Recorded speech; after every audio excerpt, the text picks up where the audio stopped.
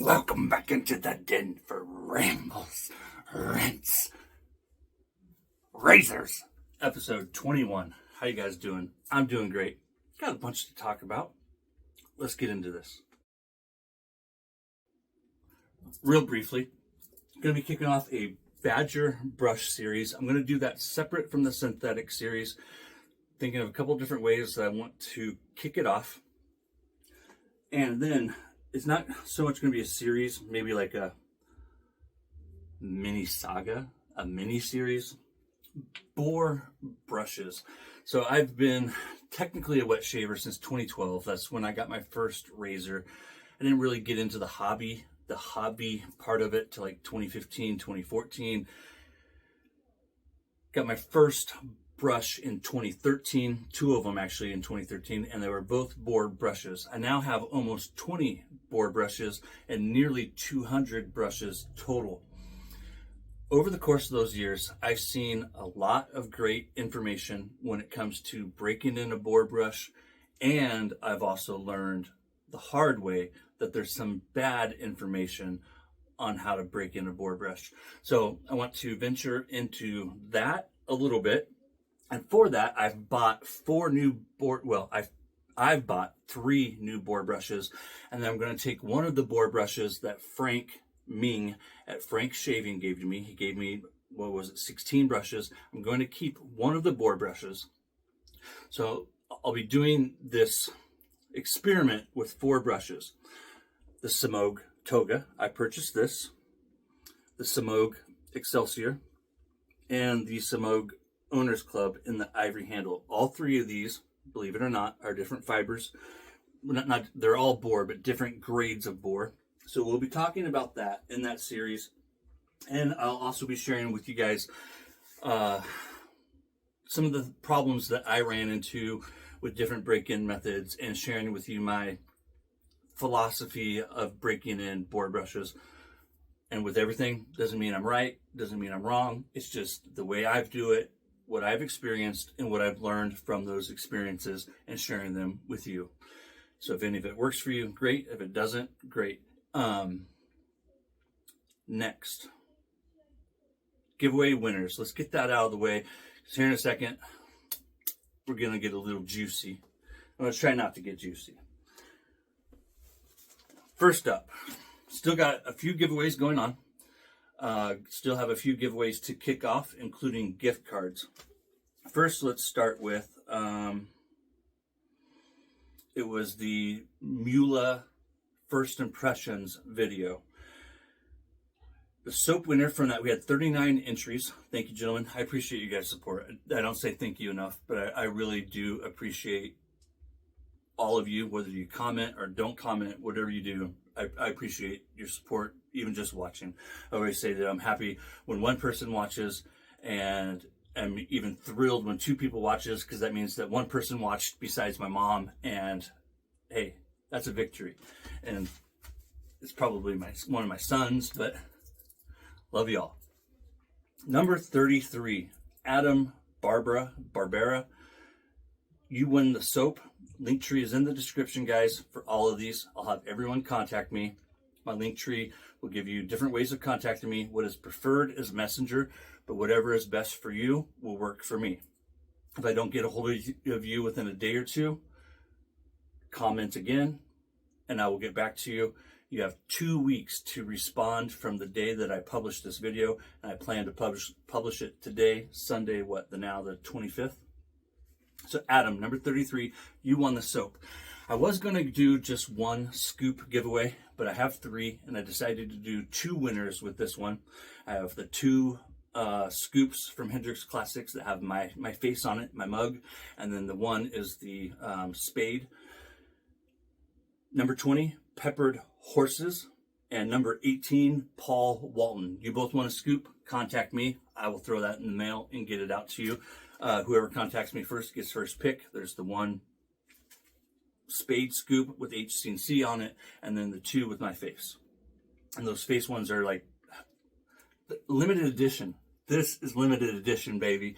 There won't be any more. Guaranteed.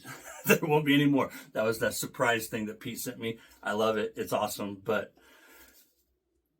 I'm Gen X, and I'm still getting used to even just doing this YouTube thing, let alone having my face on a scoop. Pretty far out, crazy cool. It is. All right, focus, Tobin. Number 1. This is the MacDuff's gift card, courtesy of Sean at MacDuff's up there in Canada, eh? Naz 681. Contact me, Matt. Naz, we'll get you that gift card to MacDuff's. Thank you, Sean.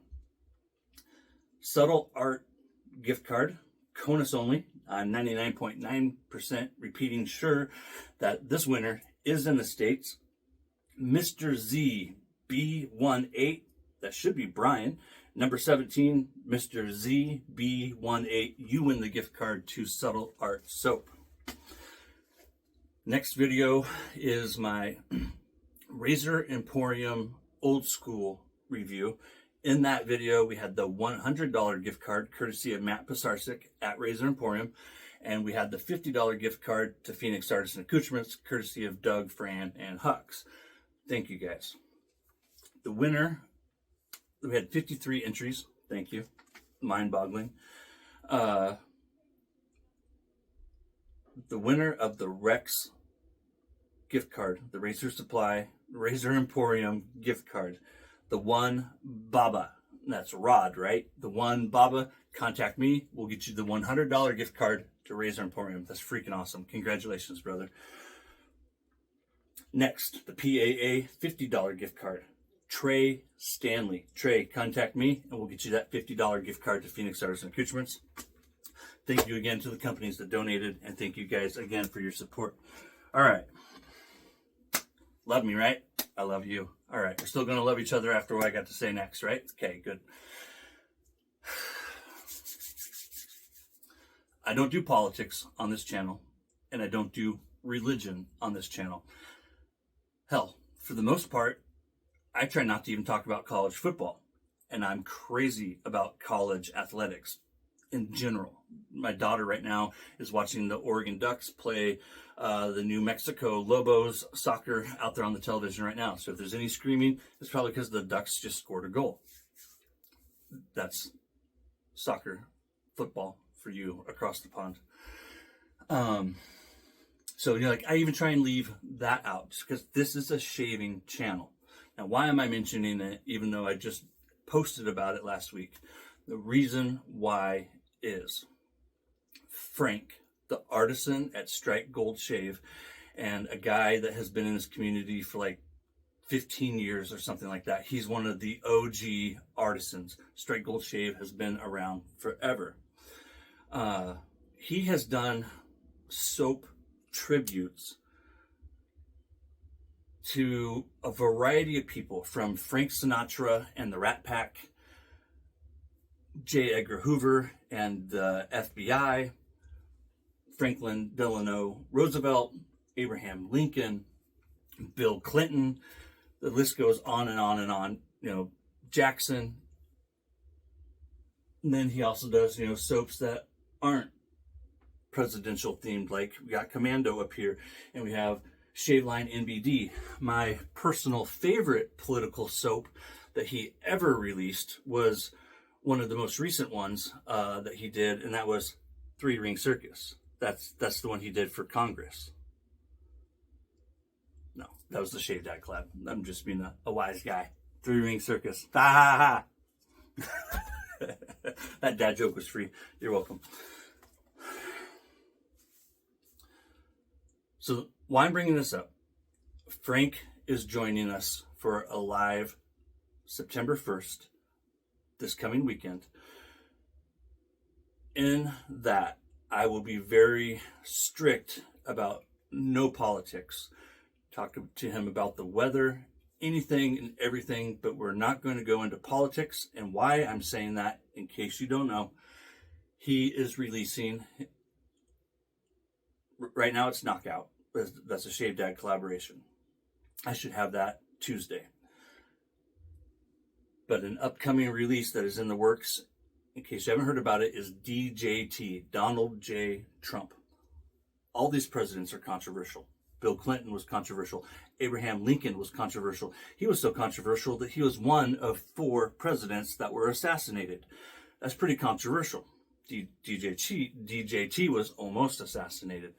Every president has been controversial. In fact, you could say that all of these men that he has honored are controversial in one way or another. Even Frank Sinatra had his share of controversy. J. Edgar Hoover, tons of controversy around that guy, if you know him and the history of the FBI. He's honoring the office. So if Frank takes the conversation there, we will go there, but he's not going to, because Frank and I have already talked and we're not going to go there. So if there's any agitators in the live chat, they will be removed. Tonight, I'll put the first post out there, giving you guys a chance to ask any questions that you want to ask. I'm going to do a community post. If you have a question for Frank, those questions that get sent to me ahead of time will be given priority over any question that pops up in the chat. Those questions that I get ahead of time will be read to Frank at the beginning of the live. Any political ones will be disregarded. Everything else, I don't care what it is, as long as it's PG-13,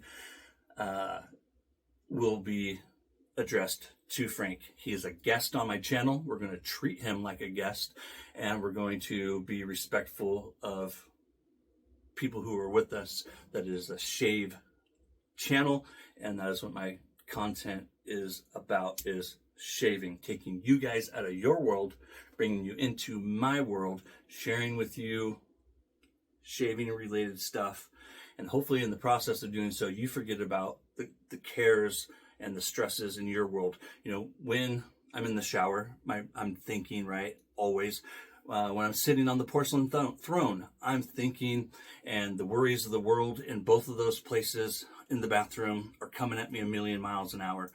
But when I'm in the bathroom and I'm shaving, the cares of the world are gone, and the only thing I am focused on is the shave, and that is how I want my content to be. Yes, I have political beliefs. Yes, I have religious beliefs. I'm a Christian, and when it comes to politics, I am a constitutional libertarian. I think there's a lot wrong with the Republican Party, and I think there's a lot wrong with the Democrat Party. And two things I can guarantee you, and two things that I wish to God I was wrong about. Come January, whether it's Kamala, Robert, or Donald, two things will remain. The red team will still hate the blue team. The blue team will still hate the red team. None of those three, Kamala, Robert, or Don, are going to unite us. And we're still going to be $35+ trillion in debt. Therefore, in my book, all three of those candidates are no good. We need someone who can unite the country and get us out of debt. That's my political spiel. Still with me? Good. Let's talk about opulence. So just to be clear, agitators will be muted and or booted from the live chat. It could be my mom, and love you, Mom. I'll talk to you on the phone later. Not doing politics. Frank will be felt. Everyone will be welcomed, and we will not talk about politics. Hope I did that well. Opulence Harbinger drops September 3rd. That's the Tuesday after Labor Day here in the States. September 3rd is Monday, Labor Day. It's always the first Monday in September. The day after that, my collaboration with Pete Hendricks drops. Later today, I'm going to record a video of me lathering this, basically doing like a first impression style video, and share with you guys what I've discovered with it and the current base, the old base, Back It and Jacket, just released Friday, 2 days ago, and that was the last release in the current base. This isn't Pete's first rodeo. He has changed bases before, and I really think that everyone is going to be happy with the new base, and that's all I'll say about it in this. Opulence Harbinger, and I'm going to talk about this more, will be available in the Splash and in the X-Straight. It is absolutely amazing, modern, beautiful fragrance. Both of my girls give it a 10. everyone who has smelled it has absolutely loved it. And I guarantee you that you're either going to like it or you're going to love it.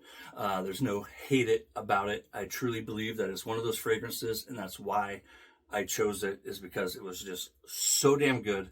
And I thought for sure, and after testing it, that it was a surefire win for Hendrix Classics. I'm not making a dime off of it.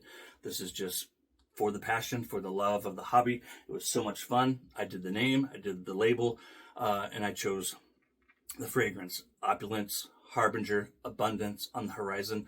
That's what I wish for you guys. That's what I wish for this country. That's what I wish for me and my family. And yeah, I'm going to leave it at that. We're at 15 minutes. Thank you for joining me. I hope to see you guys join Frank and I. Frank and I are going to do a test live here in a few. Unfortunately, we weren't able to connect with Sieg during my last live. I've had problems connecting with Frank. I might stop doing lives. There's just no point in doing it if I'm going to have trouble connecting with people. And to be honest, it was very frustrating and a super hassle not being able to connect with Sieg. And it reminded me of the problems that I constantly had on Instagram. I did probably 40 or 50 lives, I don't know, a lot of lives over the course of like 1.5 to 2 years on Instagram. There's a few that we did every month. And seemed like one problem after another. The very last live that I did on Instagram was with 4 people, myself and 3 others. During that live, I could see one other person, and then the other 2, I could not see them. The 3 of them and the audience, they could see me, but I couldn't see them. Later, when I watched the replay, I was able to see them. But it just seems like lives are fun, but they can also be a giant headache. And for me, if creating content isn't fun, I don't want to do it. That's when I drop the ball and I stop doing it.